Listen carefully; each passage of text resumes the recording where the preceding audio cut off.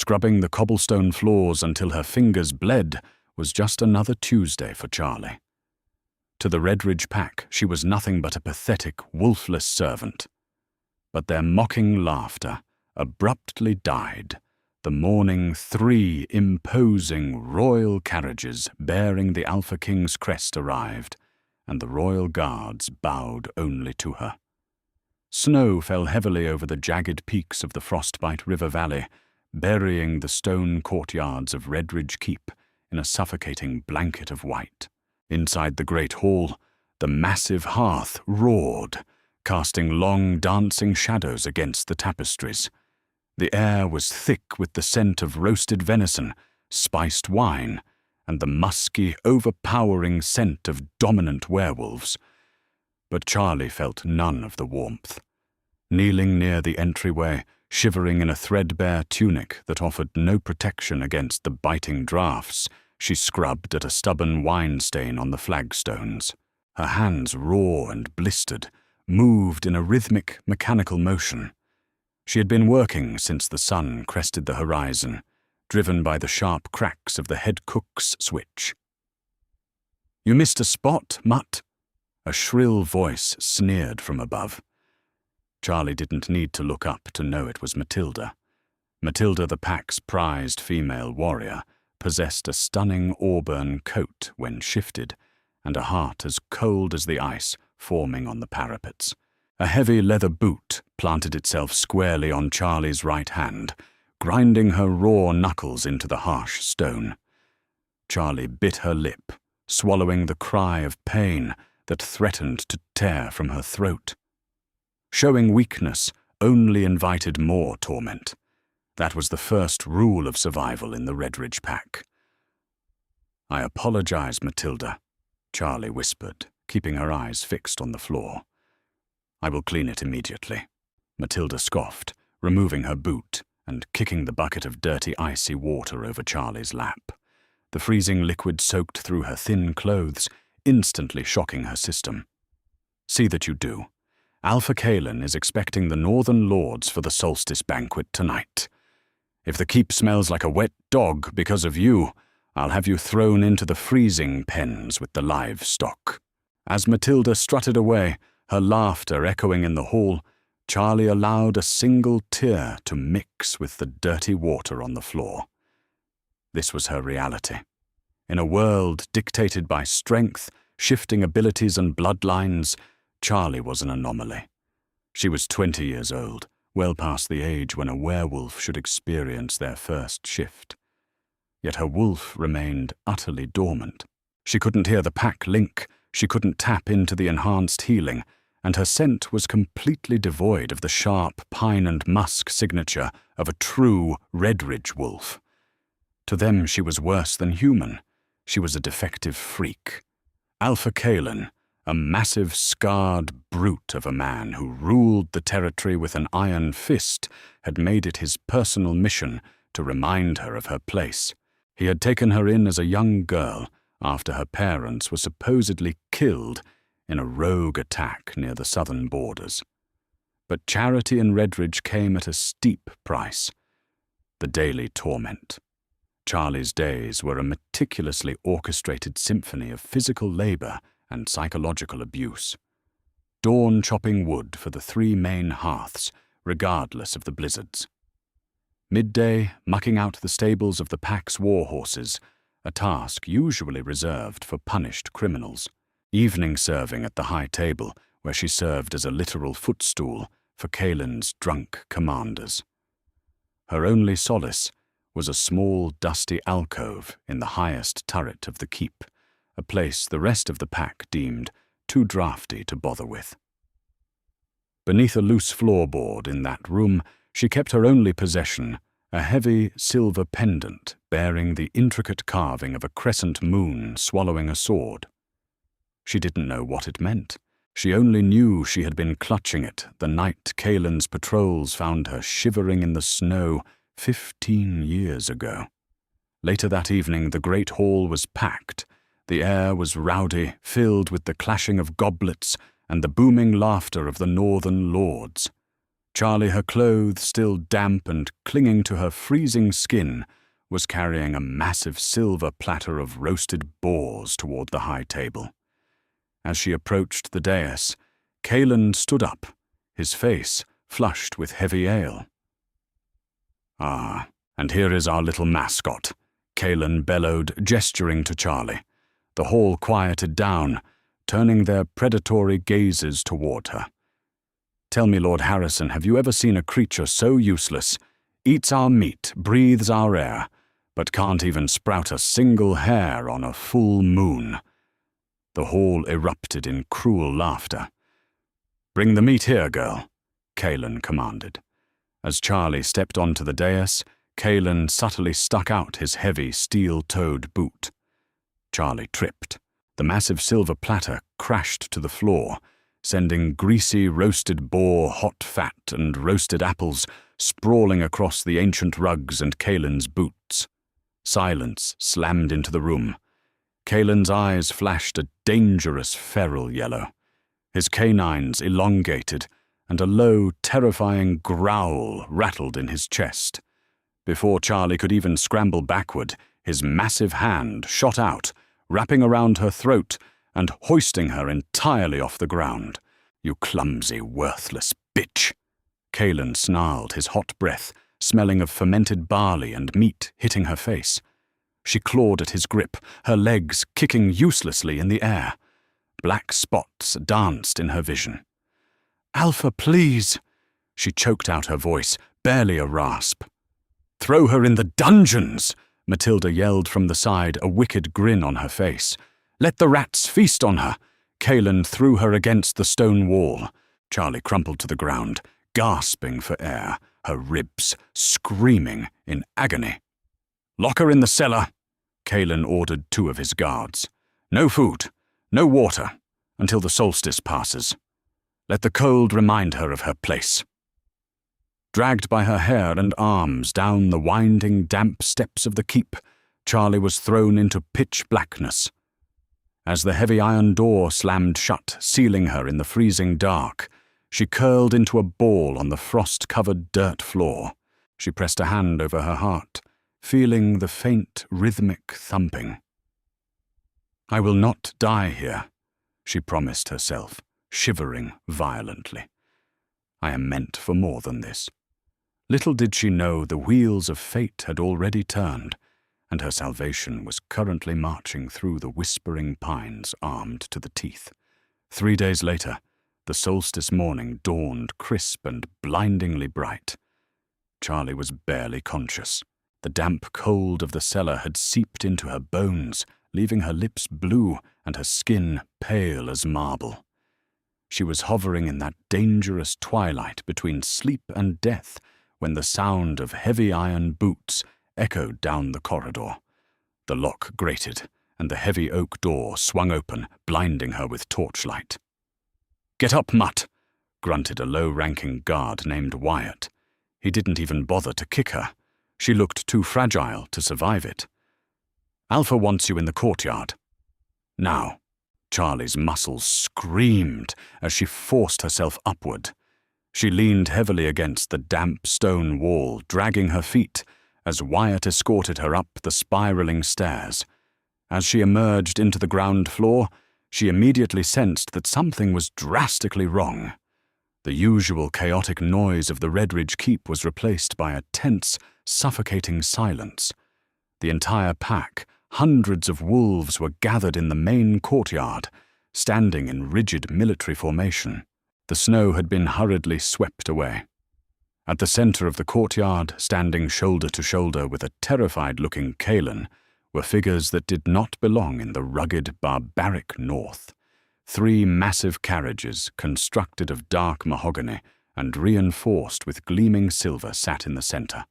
The wood was etched with the unmistakable crest of the Alpha King, a majestic, roaring wolf crowned with a halo of stars. But it was the men surrounding the carriages that made the Redridge wolves lower their heads in submission. There were 50 of them, the Royal Vanguard. They wore polished obsidian armor that seemed to swallow the sunlight.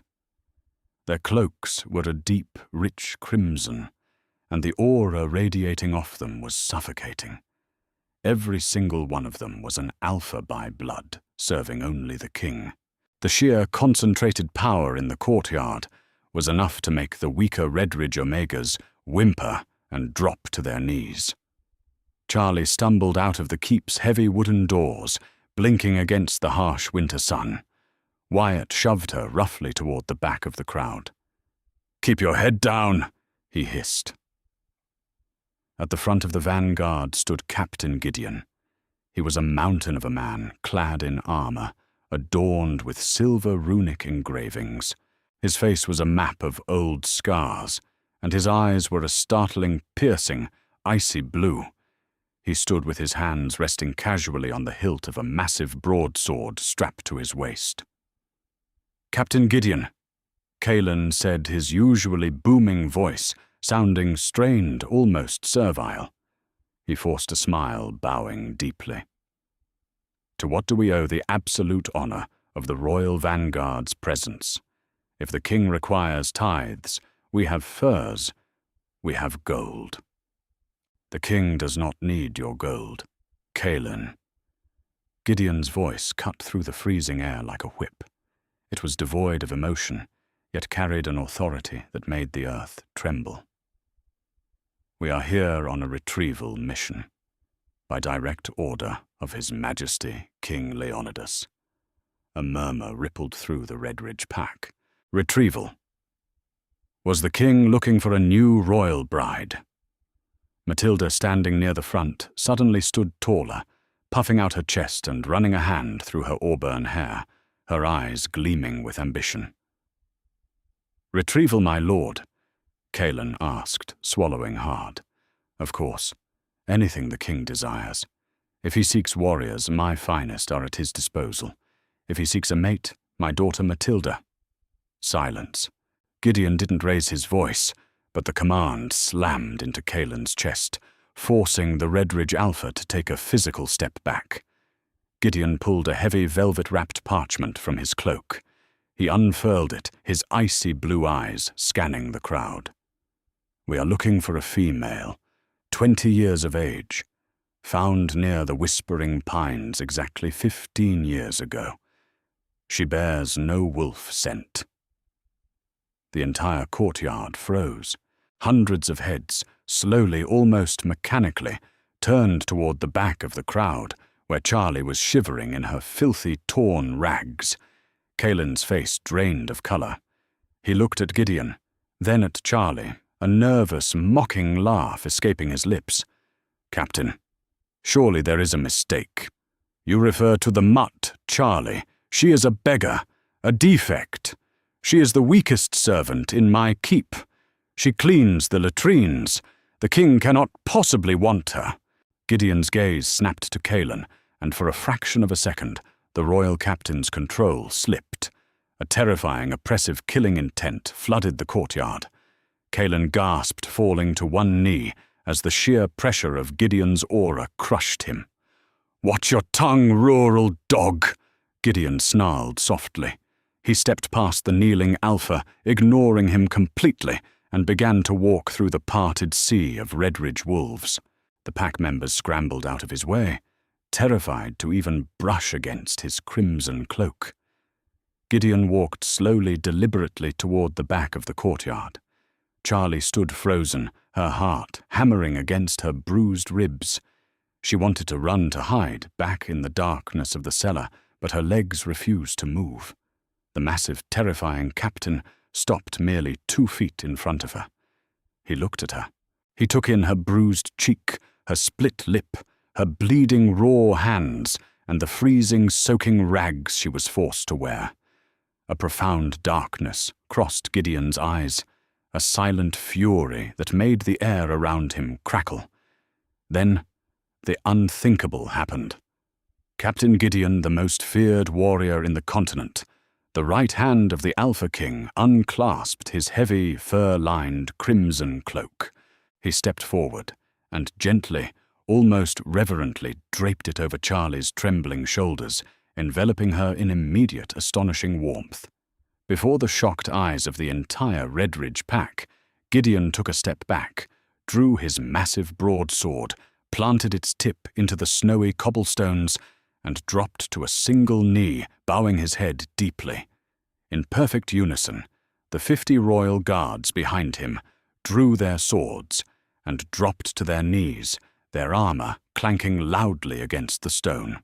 "Lady Charlie," Gideon's voice rang out, echoing off the ancient stone walls, loud enough for every single stunned wolf to hear.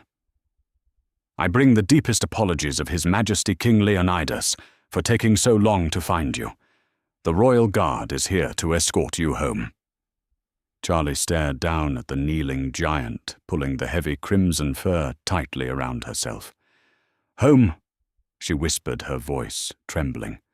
I don't understand. Who am I?"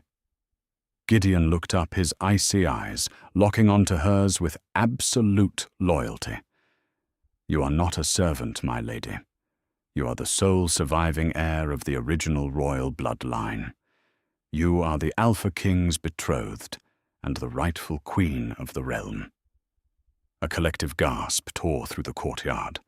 Matilda actually fainted, collapsing into the snow. Caelan, still on his knees, looked as though he had been struck by lightning, his face contorted in absolute horror as he realized the magnitude of what he had done to the future queen. Silence reigned supreme in the frosty courtyard, heavy and absolute. Charlie clutched the magnificent crimson cloak, her mind violently rejecting the impossible words Captain Gideon had just spoken. Queen betrothed. Her entire life had been a horrific canvas of bruises, shattered ribs, and endless freezing labor. She looked down at her blistered hands, the physical proof of her perceived worthlessness, and then back at the kneeling armored giant. Caelan, still trembling on the snow-covered cobblestones, finally found his voice. It was a pathetic, wavering sound that completely shattered the icy stillness. He scrambled forward, his massive frame shrinking under the collective murderous glare of the 50 elite royal guards. "Captain, there must be some catastrophic misunderstanding." Caelan pleaded, his eyes darting frantically between Gideon and Charlie. His arrogance had entirely evaporated, replaced by raw, suffocating terror. "This girl is a nobody, a filthy scavenger. My patrols found her, wandering the borders of the whispering pines, freezing to death. She possesses no royal scent. She does not even possess a wolf. She is a fragile human, a genetic dead end. The ancient Rockefeller Accords clearly state that only pure-blooded awakened wolves may ascend to the high throne. If you take this defective mutt to King Leonidas, you will be committing high treason against the realm." Gideon slowly stood, his massive broadsword sliding effortlessly from the frozen stone, reflecting the harsh morning light. The scraping sound of the steel made the surrounding Redridge wolves flinch. "Do you dare lecture me on the Rockefeller Accords, rural dog?" Gideon's voice was a low, dangerous rumble that sent physical vibrations through the ground. "You speak of scent and wolves, yet your profound ignorance blinds you to true ancient power. The royal bloodline does not broadcast itself to abusive commoners. Her wolf is not dead, Caelan. It is dormant, magically sealed away, waiting for the presence of her true mate, the Alpha King, to awaken it." Gideon reached out and gently tapped the spot on Charlie's chest, where the silver pendant lay hidden beneath her filthy, soaking tunic. The crescent moon swallowing a sword. Caelan gasped loudly, his face turning an alarming shade of grey. The pendant. He had never been able to pry it from her fingers when she was a weeping child, burning any wolf who touched it, and eventually he had simply dismissed it as a cursed trinket. "That amulet," Gideon addressed the terrified crowd, projecting his voice, "is the ancestral seal of the original Lycan queen forged during the first great war of the immortals. It deliberately masks her scent to protect her from traitors. Traitors who cowardly slaughtered her parents, the former king and queen, 15 years ago on these very borders. The crushing weight of the revelation slammed into the Redridge pack. They had not just enslaved a werewolf, they had enslaved a living deity. And now, Gideon continued, his icy blue eyes locking onto Kaelin with absolute murderous intent. We must discuss the grave matter of high treason. The king entrusted the safety of the northern borders to the Redridge pack. Instead, you took the royal heir, the hope of our entire species, and reduced her to a bloody punching bag. Kaelin fell backward, scrambling away in the snow like a frightened, pathetic animal. I did not know, I swear upon the moon goddess, I did not know her lineage. Matilda, having just regained consciousness from her fainting spell, let out a pathetic whimper, desperately trying to crawl behind a group of terrified Omegas to hide her distinct auburn hair. Ignorance is no shield against the king's justice. Gideon sneered, his lip curling in disgust. He snapped his armored fingers. 2 royal guards stepped forward, their movements a terrifying blur of superhuman speed. Within seconds, Kaelin and Matilda were violently dragged to the center of the courtyard, forced onto their knees, their arms bound with heavy silver chains that burned their flesh. By the absolute decree of His Majesty, King Leonidas, Alpha Kaelin is hereby stripped of his rank, his ancestral lands, and his title, Gideon proclaimed. He, along with his chief tormentors, shall be transported to the capital to face public trial and execution. The Redridge wolves remained completely silent, staring at the snow, none daring to speak up for their fallen, abusive leader. The tyrannical regime had fallen in minutes. Charlie watched the scene unfold with a detached sense of overwhelming disbelief. The monsters who had haunted her nightmares, who had starved her in darkness and beaten her for their amusement, were now weeping and begging for a mercy they had never shown her. Gideon turned back to her, his harsh demeanor softening instantly into pure reverence. "My lady, your royal carriage awaits. It is time to leave this wretched frozen hell behind," he said gently, offering a massive gauntleted hand. Charlie hesitated for a fraction of a second before placing her small, bruised, bleeding hand into his. The astonishing warmth of the heavy crimson cloak and the genuine, unwavering respect in Gideon's eyes sparked a tiny, unfamiliar flame within her frozen, guarded heart. The interior of the royal carriage was a breathtaking contrast to the brutal, bleak reality of Redridge Keep. Plush, deep velvet seats, magically heated mahogany flooring, and the intoxicating, calming scent of sandalwood and expensive essential oils surrounded her. As the massive carriage lurched forward, completely surrounded by the impenetrable, deadly escort of the royal vanguard, Charlie looked out the crystal-clear window. She watched the grey, imposing stone towers of Redridge shrink in the distance, slowly swallowed by the dense, snowy pines, until they disappeared completely. A beautiful, finely dressed female royal attendant sat across from her, offering a gleaming silver tray of delicate, warm pastries and hot, heavily spiced tea. For the first time in 15 years, Charlie ate without the paralyzing fear of a whip cracking across her back. The journey to the capital city took 3 long days, during which Charlie was utterly transformed. The dedicated royal attendants meticulously bathed her in warm, scented waters, treating her bruised, broken skin with rare, potent healing salves that miraculously erased the dark scars of her past within hours. Her matted, filthy hair was washed, oiled, and brushed until it shone like spun, heavy gold. They dressed her in an elegant, sweeping gown of deep emerald silk, a stark, beautiful departure from her usual torn rags. When she finally looked into a gilded full-length mirror, she did not recognize the regal, stunningly beautiful woman staring back. The abused, broken servant was gone. The future queen of the realm was beginning to confidently emerge. As the heavily armored royal convoy crossed the towering, majestic obsidian bridge, the capital city of Athelgard finally loomed before them, a sprawling metropolis of towering white marble spires and cascading urban waterfalls. The wide, pristine, cobblestone streets were lined with tens of thousands of werewolf citizens who had excitedly gathered to catch a glimpse of their long-lost princess. The shocking news of her miraculous discovery had spread like explosive wildfire across the continent.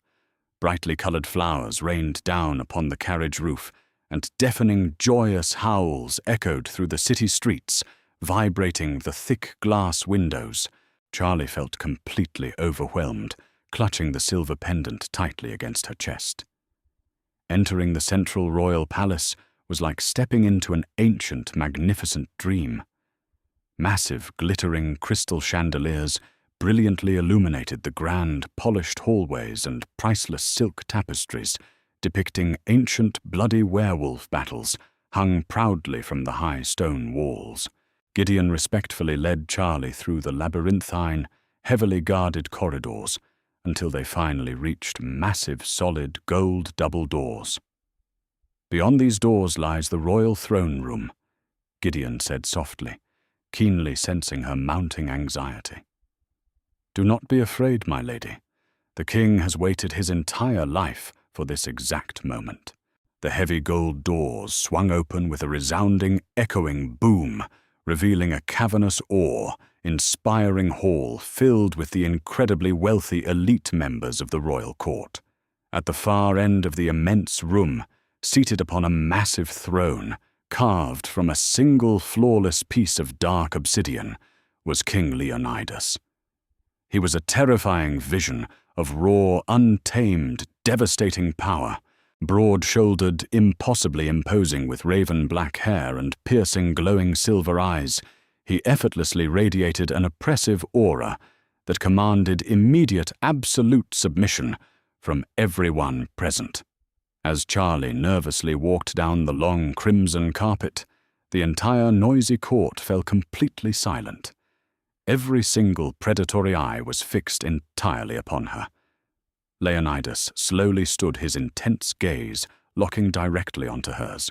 The very split second their eyes met, a violent electrical shock surged powerfully through Charlie's veins, an intoxicating, burning sensation she had never experienced in her life. "Mine." A deep, primal, rumbling voice echoed not in the silent room, but directly inside her mind. The fated mate bond. It was explosive, instantaneous, and overwhelmingly powerful. Leonidas quickly stepped down from the elevated dais, his previously terrifying silver eyes softening into profound wonder as he approached her. He stopped mere inches away, his towering, muscular frame completely dwarfing hers. Gently, with trembling hands, he reached out his warm fingers, delicately tracing the line of her soft jaw. 15 endless years, he whispered, his deep voice thick with raw emotion. "I burned the world, searching the entire continent for you, Charlie. The moon has finally guided you back to me." He pulled her into a fierce, desperately protective embrace, burying his face in her golden hair. Suddenly, a loud, dissenting, extremely arrogant voice shattered the touching, intimate reunion. "This is an absolute farce," stepped forward Lord Harrington, an arrogant nobleman from the Eastern Territories with a notoriously cruel reputation. "You expect us to bow to this fragile, scentless human? She clearly has no wolf. She lacks the basic strength to rule beside you, my king. The royal bloodline must be fiercely preserved with a true warrior, not a broken defect dragged from the northern slums." The council will never accept a weak human queen." A nervous murmur of agreement rippled through a small, treacherous faction of the wealthy nobles. Leonidas growled a terrifying, deafening sound that visibly shook the heavy crystal chandeliers above. "You dare question your king?" Leonidas roared, his silver eyes flashing with deadly, murderous intent, his claws elongating. But before the king could strike the treacherous lord down, a searing, blinding pain erupted violently in Charlie's chest. She gasped loudly, collapsing to her knees as an agonizing, impossible fire tore through her muscles and bones. The ancient silver pendant around her neck suddenly glowed with an intense, blinding, supernatural white light. The dormant, suppressed power forcefully locked away for 2 decades to protect her was violently shattering its magical restraints, triggered by the proximity of her true mate and the imminent threat. The awakening had finally begun. Charlie screamed a sound that started as human but rapidly morphed into a bone-chilling, ethereal, earth-shattering howl that forced the entire royal court to drop to their knees in agony. The sheer magnitude of the dominant aura exploding from her frail body literally cracked the solid marble floor beneath her. Her bones violently lengthened, breaking and rapidly reforming in a terrifying symphony of physical transformation. Pure, blinding white fur, a mythical trait unseen for over 1,000 years, erupted rapidly from her skin. She was shifting, not just into a standard wolf, but into a magnificent, towering, monstrous lichen. The legendary white lichen, the ultimate apex predator, had returned. Standing over 7 feet tall, the magnificent white beast shook its massive head. Charlie's eyes, once a soft brown, were now a glowing, terrifying, dominant violet. She let out a deafening roar that violently shattered the stained glass windows.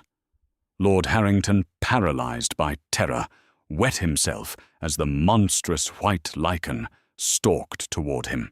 The suffocating pressure of her supreme aura forced Harrington to flatten himself against the cracked floor, whimpering pathetically, unconditionally, submitting to his powerful queen.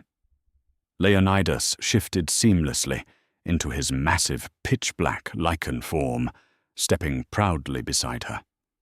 The magnificent contrast between the midnight black king and the blinding white queen was breathtaking.